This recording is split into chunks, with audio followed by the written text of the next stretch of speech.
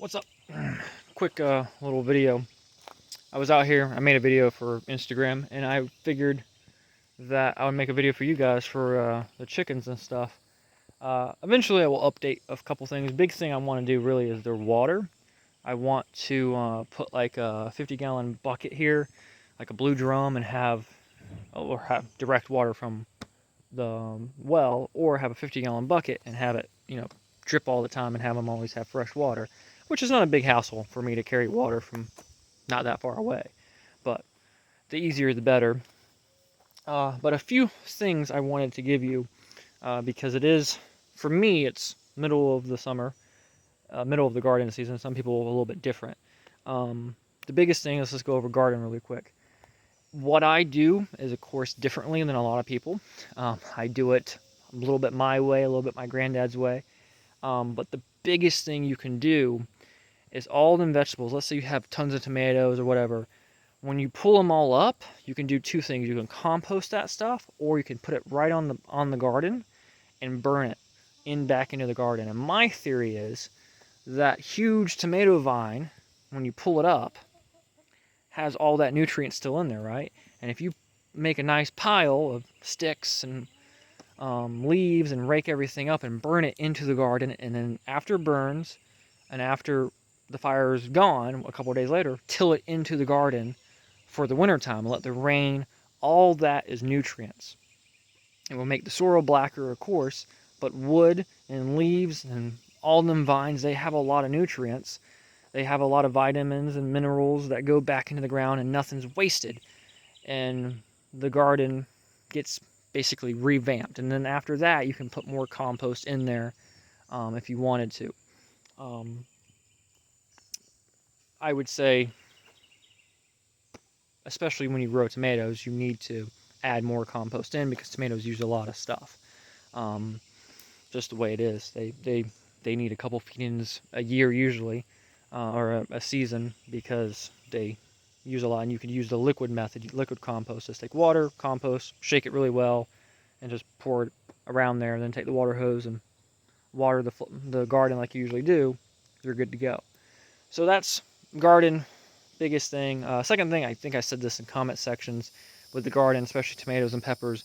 Don't use those piece of shit Lowe's, Ace Hardware tomato cages. They are worthless. You can get a tea steak for like $3 at any hardware store.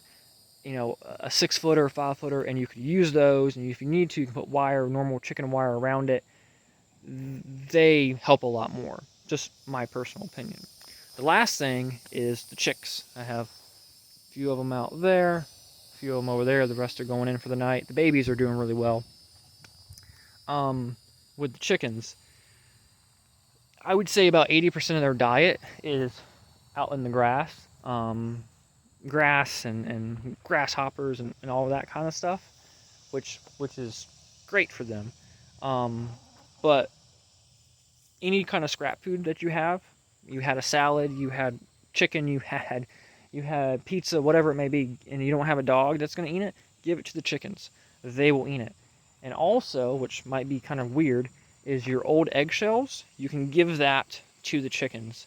And if you've had scrambled eggs in the morning and you used 10 eggs or whatever it may be, throw the eggshells out to the chickens and they will eat them, because they use a lot of their nutrients to produce the eggs. And if you don't give it back to them, the eggs will be soft, the eggs will be weak. Also, you can use crushed up oyster shells. If you feed them a lot of good food from the tables, if you always have food, make sure they're not starving, and make sure they have a lot of water, then they're good. But I throw the oyster mixture every couple weeks out. I mix it with their grain and throw it out.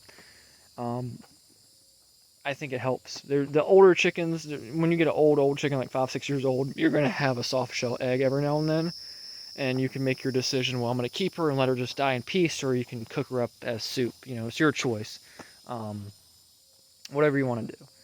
But that's that. And then also burn off the area every now and then. Especially what I was doing until someone was stealing my stuff is I would go to the dumpsters at the grocery stores, and now someone else does it way more than I do. They have way better connections.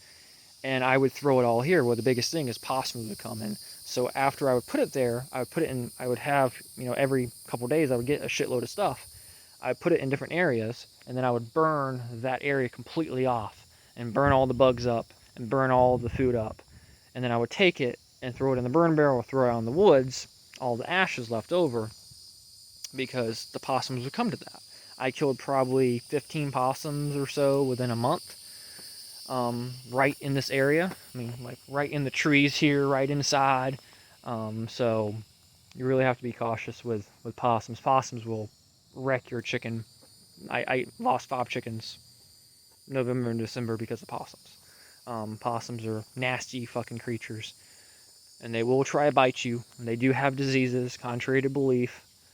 They will growl at you. They will rip the heads right off the chickens, eat the eggs. They will bring their babies inside. I've seen that done. I've seen a mama have her babies all inside the nest before.